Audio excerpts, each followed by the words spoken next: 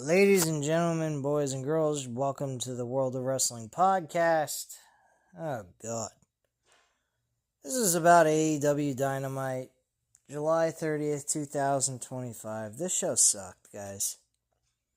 This is 2 weeks in a row, fucking piss poor content, and absolute joke show. Let's just start by talking about Jon Moxley and Hangman Page for the world title. The match wasn't even the main event. It had a reason why it wasn't. I'll give them that, based on the ending with MJF. MJF was plastered all over this show. He had 3 different segments on this show within a 2-hour period, so you at least seen him every, 45 minutes on the show. If you divide it by, for 2 hours, you divide it up, it's 45 minutes per segment each time you see him. And that's what we got. Hangman Page had a match with Jon Moxley. The match was not bad, but the ending with Jon Moxley was just fucking terrible. The man had Hangman Page in a rear naked choke. He had the ability to make him submit. He let go of the submission, not because he was worried he was going to lose control of the submission hold, but because he wanted to put him into a pile driver, and it was countered into the Deadeye, where Hangman Page ends up getting the victory. Not also did Jon Moxley have the advantage on top of all that, he literally was able to use the AEW Championship to crank Hangman Page with it into the head while trying to go for a buckshot lariat. And he countered it with the title going into his face. He pins him, he kicks out, okay. He has him in the submission hold, and he gives it up so he can deliver a pile driver. Do not understand the logic there. I thought that was absolute garbage. But the match overall was not bad. Mark Briscoe and Ricochet headlined the show in the main event. The match wasn't terrible. I like Mark Briscoe.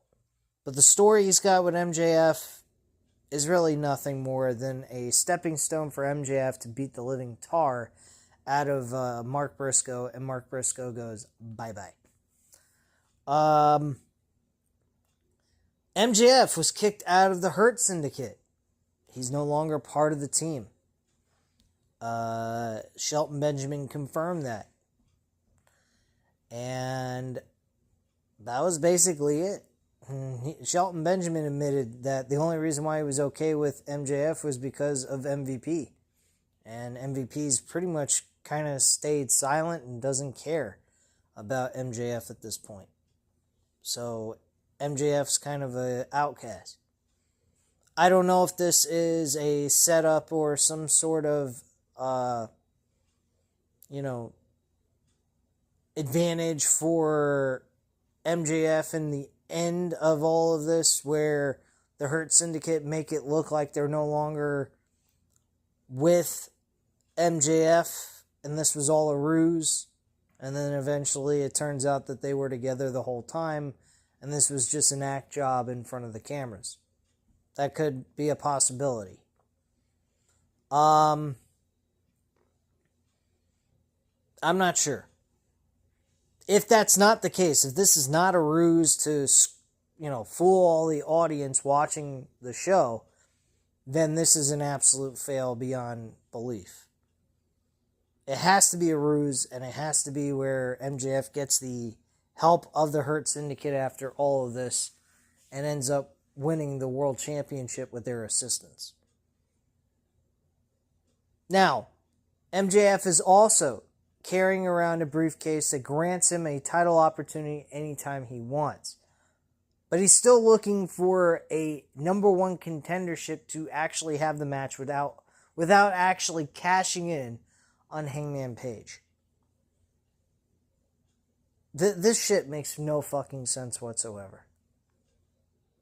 I don't quite understand the logic here. Now, the only thing I can figure is MJF loses to Hangman Page clean in a regular match, and then the Hurt Syndicate come out after the match is over, act like they were, pissed off at MJF and whatnot, wanted to beat the living tar out of him, and then turn on Hangman Page, beat the tar out of him, beat the shit out of him, and then MJF cashes in on Hangman Page after they already had a match and win the AEW World Championship. That's the only other thing I can think of at this point. We have Forbidden Door coming up. Nothing has been occurring between New Japan Pro Wrestling and AEW. We have no CMLL going on here. This looks like strictly a AEW-based show. We're heading into the first week of August. Next week will be the first episode in August for Dynamite, and we have nothing going on with any other promotion but within AEW storylines. Not that there's really any storylines going on here. Speaking of other storylines, with the AEW Money in the Bank, I'm going to say Money in the Bank, even though that's WWE's terminology. Athena, she's the other contract holder. She had a tag team match tonight, won the match, beating Toni Storm clean. I don't understand why wasn't Athena cashing in on Toni Storm at this moment in time. She beat her in a tag team match. Why not pin her for the title right after you beat her and hit your finisher and get the victory? Fucking mindless shit. I thought that was trash. Athena will not be winning the AEW Women's World Championship. I think at any point in time, Athena will be a failed cash-in, and Toni Storm will still be our Women's World Champion. I love Toni Storm. I think her character is outrageously entertaining and over the top in a good way. And also on top of it, an original character that no one has ever done before. And if it has, I don't know anything about it, so. But point being is that Toni Storm's a great character. But we do not have nothing going on here with her. Athena had something here tonight where she could have won the women's world title. It was never accomplished. It was never even attempted to begin with. I thought that was a stupid move. And worst part of it is that she didn't cash in. She won the match beating the champion clean. I don't get the logic here. Someone explain to me what was the point of doing that.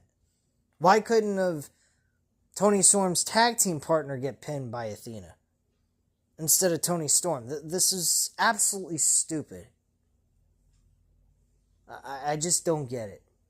The Young Bucks had a good tag team match with the Outrunners in a qualifying match to move on to the next round of the tournament to crown number one contenders for the tag team titles. This was a good match. I think the no entrance, no name, treating them like as if they never worked for the company before, and they just got them off the streets as if they're enhancement talents for the tag team to beat the living shit out of them, was really demeaning. Okay, they lost their roles as EVPs. Does not mean that it takes away their contributions of what they've done in the company. It doesn't take away what they are. They are a great tag team. Whether they are smart in the sense of creative booking or not, in-ring performances, they have the best tag team wrestling matches in the world today. There's very few tag teams that even exist that do great tag team wrestling work. Tonight proved that. They had an awesome match with the Outrunners. Outrunners are a very entertaining tag team. It is very unfortunate that they don't do more with them. All the Outrunners are is basically just a Collision tag team. They work on Collision. I don't watch Collision. I don't care for Collision. And at the end of the day, guys, I don't know how much more I can continue to keep reviewing these shows. I thought after Hangman Page winning the world title from Moxley at All In, which was a great match, the show overall was pretty decent and enjoyable. But this show after that has been nothing but garbage. It really has. I really can't sit here and tell you guys that I'm actually paying attention to the show. The show is absolutely terrible. It really is. I don't understand how this show even exists. I really don't. I think that this show is piss poor. I don't think there's any effort put into it. And it's very sad. It really is. Because this show used to have nonstop good storytelling and outrageous entertainment that would keep you interested all the way through. And this show does not produce that anymore. I have no faith in Tony Khan's creative booking skills. I do not believe a damn thing he is talking about. He's 100% bullshitting everyone how AEW is successful. 2 shows in a row, they're performing in front of a fucking ballroom. In a ballroom. On a major station like TBS. I think if I asked Paul Heyman, what's your thoughts on ECW not being able to get a TV deal and performing in ballrooms, but AEW can get a contract with TNT, TBS, and that's where they're performing in the same type of venues that your company was doing? I bet you his answer would be that he thinks that's absolutely fucking funny as hell. He'd probably find it hilarious that they went from being in the same kind of arenas that WWE were in, and now they're performing in ballrooms. And yet, we got Tony Khan walking around saying, oh, AEW's successful. They're successful, huh? I don't know how successful they could be performing in front of only 1,100 people that TNA generally performed in front of on a weekly basis at Universal Studios when they first started. That's how many people generally showed up, 1,100, because that was the maximum capacity they could fit in the Universal Studios arena that they had. Which, don't get me wrong, I had a fucking blast watching those shows. But they weren't on TNT. They were on Spike, which is now Paramount. And Spike was not a huge network. They were an average okay station. While pulling ratings out the wazoo, close to 1 million almost every single week. Something that AEW was doing. And now AEW is lucky they can pull 600,000 viewers on a weekly basis. Which is nothing compared to what they used to pull. They used to pull 800 to 900,000. Sometimes they'd hit the 1 million mark. They can't even touch that anymore. And this programming tells you why. It's very, very underwhelming. It doesn't get you hyped for nothing. There's nothing exciting about it. They have all the talent in the world with no creative booking behind it. They are basically an event show. They give you great performances, work rate wise, but storytelling wise, they can't tell you shit. I am very disappointed in this show. One thing that I will admit that they fucking did, thankfully, is they kind of gave us an emphasis on what Christian Cage had to say in his promo. But the funny thing is about that is, he says he disowned them, And yet, the problem is, they disowned you, which they emphasized after the promo was over and the attack occurred. No Adam Cole came out to save his ass. Nothing. So let me get into that. Let's see where that was taking place here. There we go.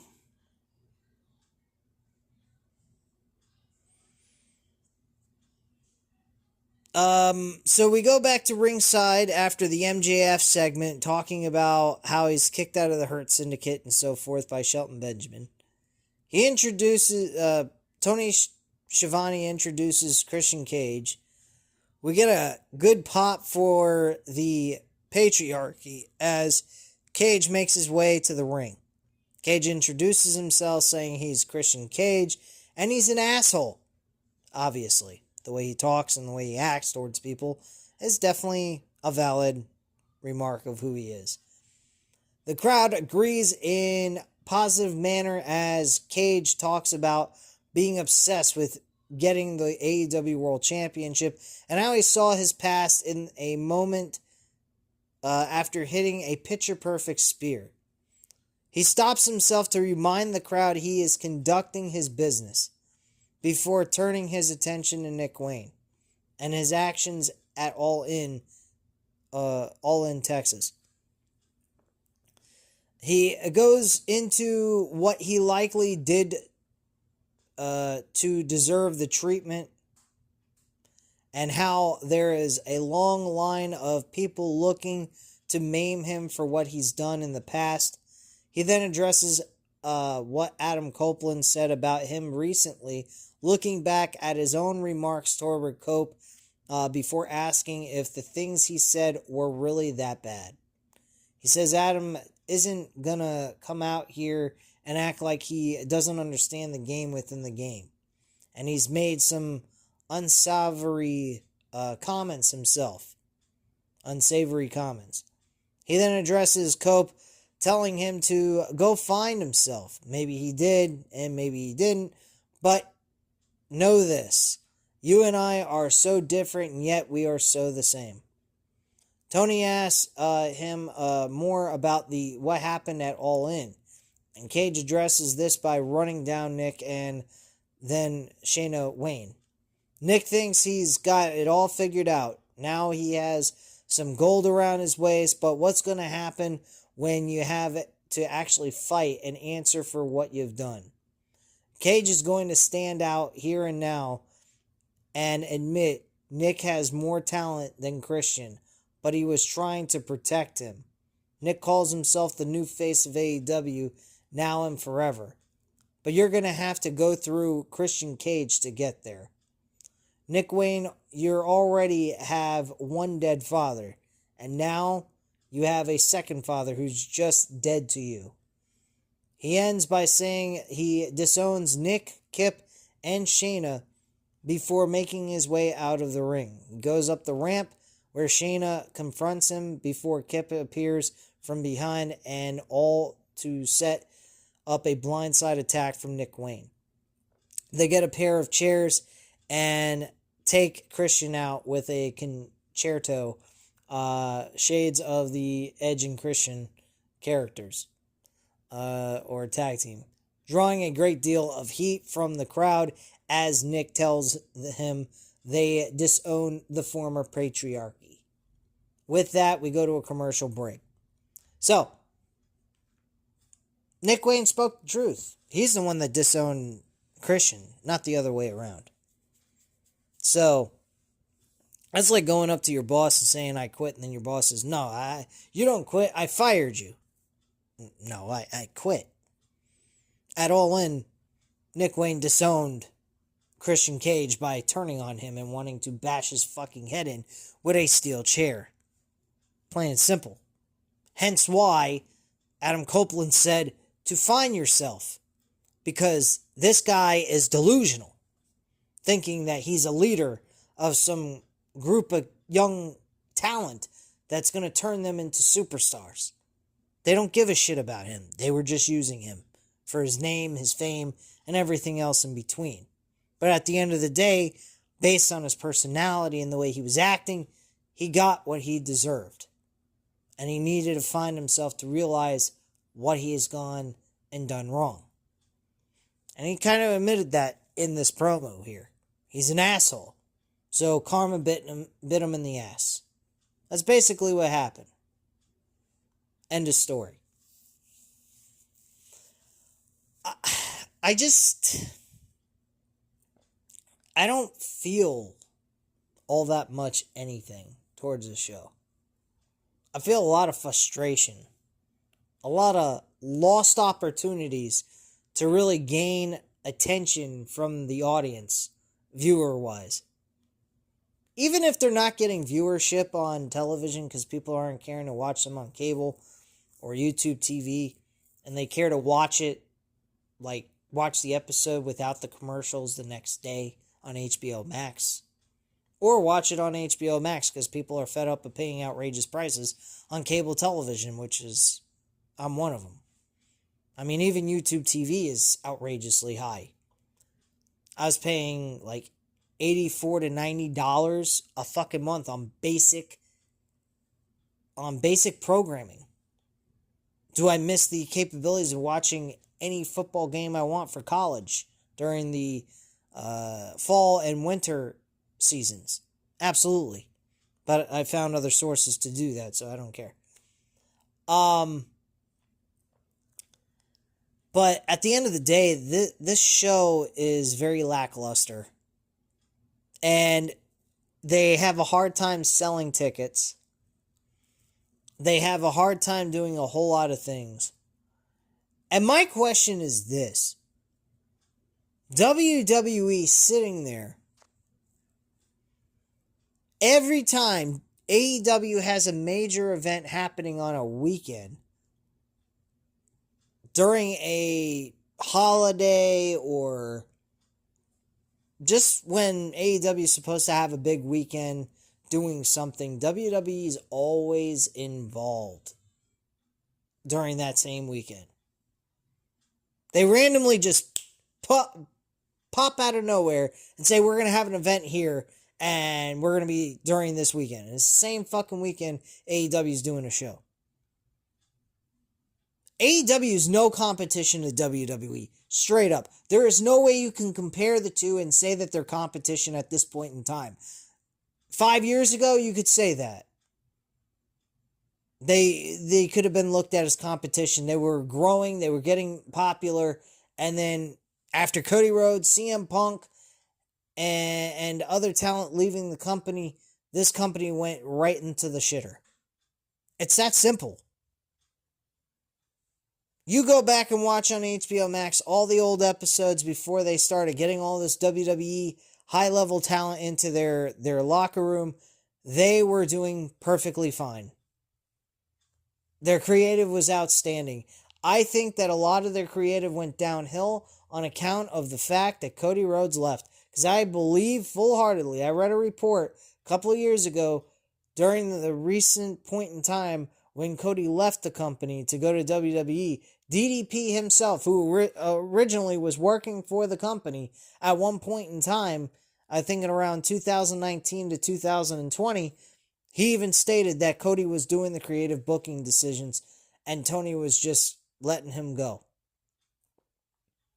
And you watch the shows when he was there, the shows were good. When he left, the shows slowly but surely creatively went down the tubes.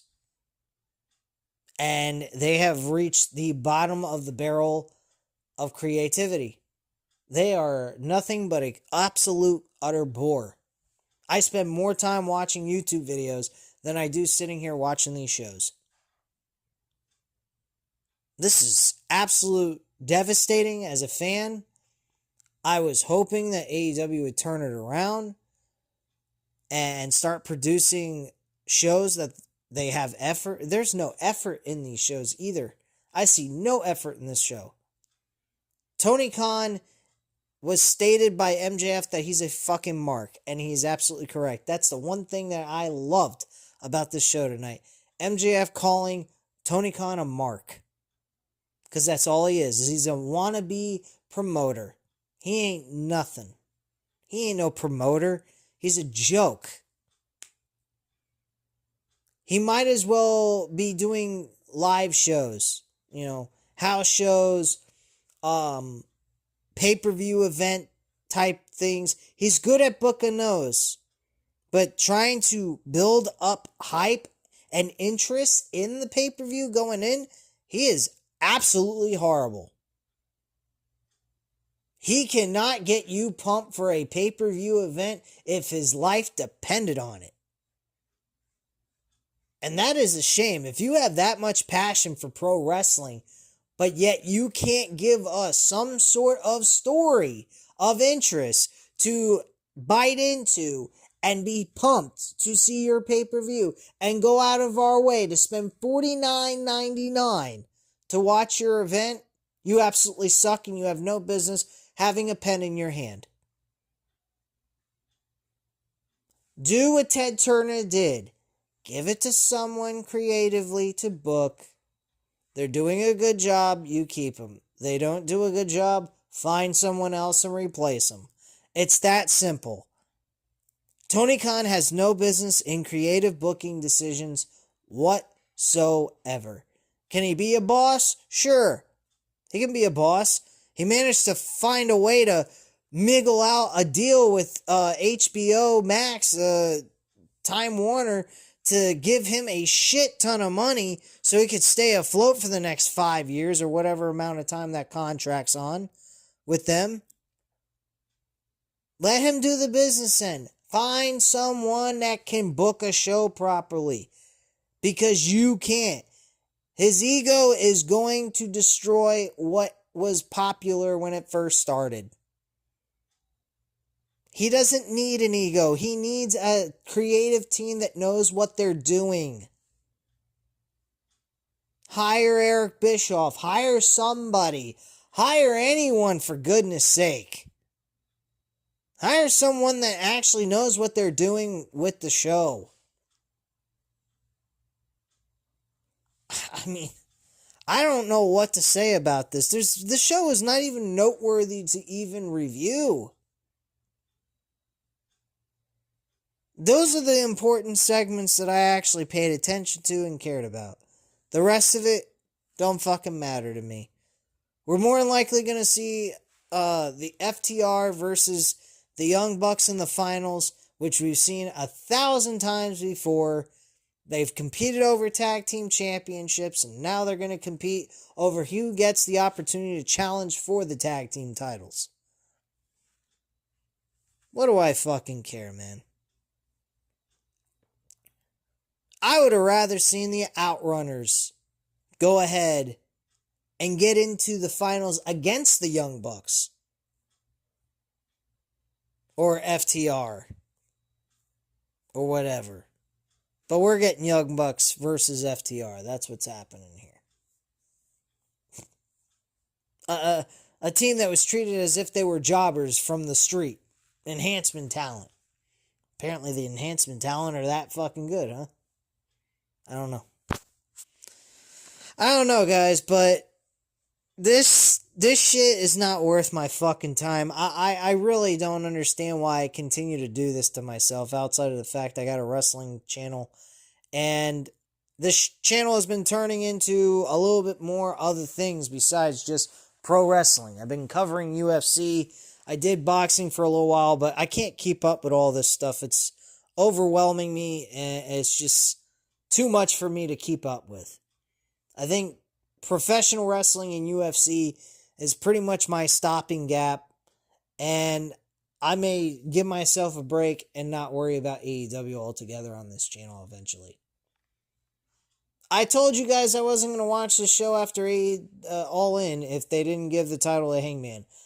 I figured after All In we were going to see a change in creative, some efforts being provided into these shows, and some heartfelt feelings going into it where we actually show passion about this show, and we got nothing in it. I will tell you one segment in this event that I did enjoy. I did like Darby Allin's part in the world title match. He leaped off the top of the balcony. I felt like I was watching an ECW show. I really did. I thought that was awesome. That was really cool. I did enjoy that. I will give them that. But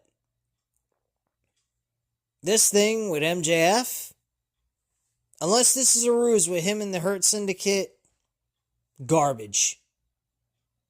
This is an absolute failure on creative for MJF, and I hope it is a ruse. I hope this is all a setup for him to eventually go ahead and just cash in on Hangman Page to win the world title. But the only thing I can see that actually happening is that he gets the opportunity to be the number one contender for the world title without cashing in, but still has the briefcase, loses to Hangman clean, and then the Hurt Syndicate act like they're going to come in and destroy MJF, but at the end of all of it, they actually they go ahead and stay by him and back him up to destroy Hangman Page so he can cash in and win the world title. That's the only pathway I see this working out if it is a ruse. Which then again, it can protect Hangman Page and his run at the end of all this, where he doesn't actually lose clean. He loses in a screwjob finish, which doesn't make his run as champion a complete and utter joke. Not like they can't allow him to have the title for a long time till like maybe Full Gear or up to Revolution of next year and then lose it to MJF. It's not like they can't do that. But I don't know. I really don't. I don't know what to say. I mean, they could go ahead and, have MJF officially out of the Hurt Syndicate, but then has a conversation with MVP and says, look, okay, fine. You guys don't want me a part of it? Here, I'll pay you to do some services for me, and we can call it quits. That could happen too, for all we know. And that might be the case. Who the fuck knows? They did work for Adam Copeland. He came in there, did some shit. I didn't see Adam Copeland on this show at all. He was a complete absent on this show. 2 weeks in a row he was on the show, and tonight he wasn't even there. He did not appear or stop Nick Wayne from doing what he was doing to Christian Cage at all. Nothing. Not one fucking bit. Not even a conversation with Nick Wayne saying, bro, you keep fucking with him, he's going to mess you up. Something like that. Nothing. Not a damn thing. And, I don't know. This show is just shit. Straight up. And I don't know how much longer I can continue to keep watching this crap. But that's my review. And that's pretty much it. I don't care about all the other stuff. I'm not going to go into all this shit. I've went almost over 30 minutes at this point talking to you guys about how I feel. It's basically a rant with a little bit of review in it. And this show just absolutely sucked. And it just blowed. But anyway, guys, at this time, you know what to do. Hit the like button if you like this video. Hit the subscribe button if you're not already subscribed to the channel. And leave a comment down below. I'll definitely get back to you on that. Thank you guys very much for watching. And have a great night, guys. Bye.